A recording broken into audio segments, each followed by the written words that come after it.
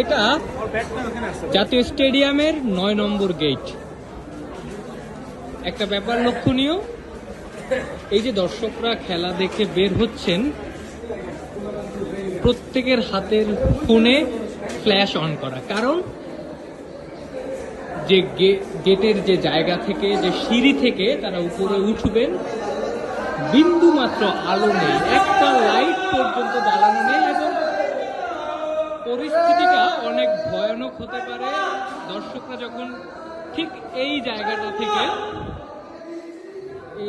থেকে যখন তারা নামবেন খেলা দেখে, প্রচন্ড অন্ধকার, এবং দর্শকরা যদি তাদের ফ্ল্যাশ অন না করেন, নিশ্চিতভাবেই তারা একটা দুর্ঘটনার সম্মুখীন হবেন।